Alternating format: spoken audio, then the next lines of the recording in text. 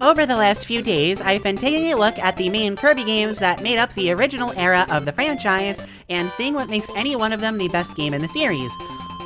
Or the worst game in the series. You can watch those videos if you like. Please do, I'm starving ya. Like, comment, and subscribe, all that good stuff. But those videos technically aren't required. Today, I just wanted to go over this era of Kirby as a whole. Just a little talking piece on what I like about the era, what I don't like, and just kinda whatever comes to my mind. I wouldn't expect a super in-depth, thoughtful video like the others. I am releasing these daily, you gotta cut me some slack here, but I have strong thoughts on Kirby's humble beginnings and just wanted to talk about them. And I know I made the YouTuber joke already, but being serious, please tell me what you think about this era of Kirby in the comments. I genuinely want to hear what people think about stuff like this, especially regarding Kirby. First things first, even though I should probably put this at the end of the video to increase the average view time, I'm feeling chaotic today. What are my thoughts on this era as a whole? Yeah, I like it. Whenever I think of this era, I think of one thing: innovation. Both the main series games and the spin-offs were never afraid to try new, wild ideas to see what worked and what didn't. Obviously, this is the era where we got gems like Kirby Golf, but even just looking at the more traditional games, we got copy abilities in Adventure, full movesets in Superstar, Animal Friends in Dreamland 2, an all-out sketchy crayon art style in Dreamland 3, an increased focus on the world that you're playing your game in Kirby 64, and of course, the start of it all. These games were never afraid to try new ideas, and even if future eras weren't quite as experimental, the idea that Kirby games would always try new things never really left. There's so many iconic characters birthed from this era too. We have Kirby, of course, but even just looking at the very first game, we've got Waddle Dee, Waddle Doo, Wispy Woods, Kracko, Squishy, Poppy Bros, of course the man himself, King Dedede, and Kabula. Beyond that, of course, we've got Meta Knight, the iconic Dream Friends Rick, Kine, and Koo, Marks, Gooey, Adeline, and Ribbon, but even some more memorable faces like Mr. Shine and Mr. Bright, Dark Matter, Pawn and Con, who could forget the ultimate Kirby character, Cha-Cha. Character design was a strong point of the series from the very beginning, and if nothing else, that hasn't changed.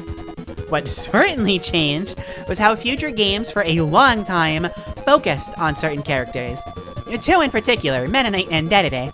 Meta Knight became less antagonistic, and Dedede became less of a focus. We'll get to why, but looking back on this era is always super fun when looking at these two. There's a bit of a reverse going on. The focus shifted so much so quickly, from Dedede to Meta Knight, debatably as early as Nightmare in Dreamland. Again, we'll get to that, but looking here, where Meta Knight's role is a lot more ambiguous, oftentimes serving as a penultimate boss, if he's even in a game at all, is something totally unheard of now. And Dedede getting all the love in basically every single game except for Superstar, with his 3 shining appearances being Dreamland, Adventure, and 64. We got a playable Dedede before we got a playable Meta Knight. Isn't that so weird to think about? Kirby, on the other hand, didn't undergo anything quite as intense. Kirby started out in Dreamland as a tiny little fella, ended the era as a tiny little fella, and spent the next one as a tiny little fella. The evolution of what Kirby did, on the other hand, certainly changed here, which isn't a surprise, considering how innovative this era was. Starting with the most basic of movesets and then spending the next 8 years completely changing everything? Yeah, that sounds about right. I will say that I find Kirby's friendliness comes off much stronger this era, at least after Adventure with that whole Dedede misunderstanding fiasco. He spent the majority of the other main games, and even some spin-offs, making friends and doing what's right, for better or for worse. Many people choose to ignore Kirby's kindness, since this is quite the impulsive character we're talking about here, but this was Kirby's nicest era for sure. The next era doesn't have a lot going for it in terms of stories, and the one after, oh boy.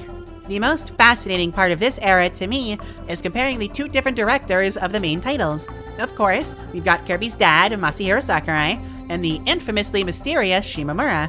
You can tell who directed which, based solely on the game's pacing. Looking at Dreamland 1 and 2, for example, these games run on the same system and even have the same controls and feel to them, but Dreamland 1 is a game that just likes to throw things at you non-stop. Not to a fault or anything, but you're always super engaged, there's always something to do, and the levels are thought out in that regard. Dreamland 2, on the other hand, has much less to do, but a lot more to see. There's variance and flavor to the environments, and exploration is highly encouraged rather than being a thing that shows up once or twice. I find a lot of people looking back very fondly on games like 64 for reasons like this, but at the same time, there are so many people who still herald Adventure and Superstar as the best games in the series, even above their remakes and especially above Shimomura's games. But, and I know a lot of newer fans are waiting for me to talk about this, you can never escape the feeling that all of these games are archaic and of their time. None of them have aged with complete grace, and all of them have things that hold them back. Shimomura's games all have a similar issue of being way too cryptic and slow, but each game has their own detractors for different reasons. I talked about my main gripe with Kirby 64 being its speed, and for Dreamland 2 it was that it's just kinda boring, but I know people find the controls in Dreamland 3 to be far too loose. Unpredictable to an extent even. They all have old game issues, in air quotes, and even though I'm not that bothered by any of Dreamland 3's, I can't say I don't understand considering I do have issues with the other two. The Sakurai games though, whew. Yeesh, what happened here? Maybe it's just the fatigue of people thinking Sakurai still works on Kirby, but these three have gotten some serious flack in recent years.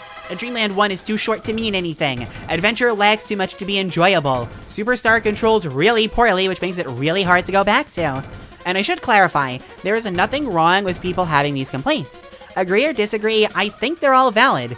And not the, I'm trying to be nice so I'm saying they're valid. I mean actually valid. Even though I do in fact disagree with all three. With all of these games, even Dreamland 2, why not, I think what saves them from aging poorly was that drive to make something different from what came before. Similar as they are, I already talked about why Dreamland 1 and 2 feel so different despite having so many similarities.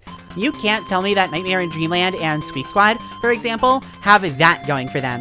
And anybody who played a Kirby game from 2011 all the way to right before Forgotten Land can tell you that those games felt really similar. I don't want to hate on those eras, I think the majority of the games within each are really good, but the main games of this era all felt so individual, and the spin-offs all felt so insane right to the bitter end with Tilt and Tumble. I'd also vouch that all of these games are really good as, you know, games, aside from Dreamland 2, in my opinion at least, but 5 out of 6 is not bad. Channel familiars may know that my first Kirby game was Adventure, and only a couple of years later I played Superstar.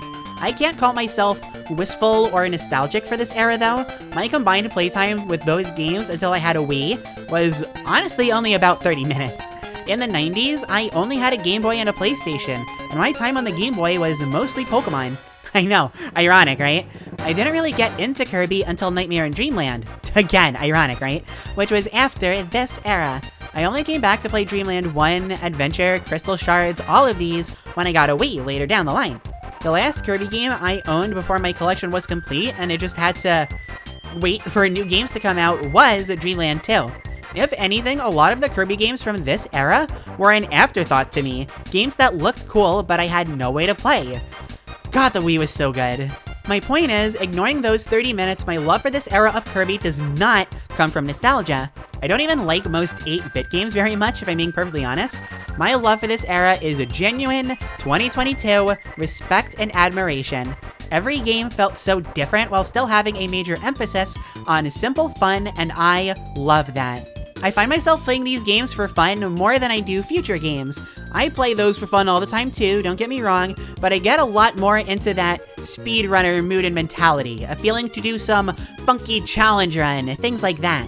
For one reason or another, kicking back and relaxing is far easier with a game like Adventure or Dreamland 3 than it is for something like Squeak Squad or Planet Robobot. That's probably what I like the most about this era, abstract as that is. If you don't understand, I'm sorry, I normally try to explain myself a little bit clearer in these, but this was just kind of a ramble style of video anyway.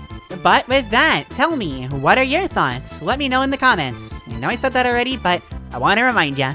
You listen to me yak on about Kirby, it's only fair that I do the same.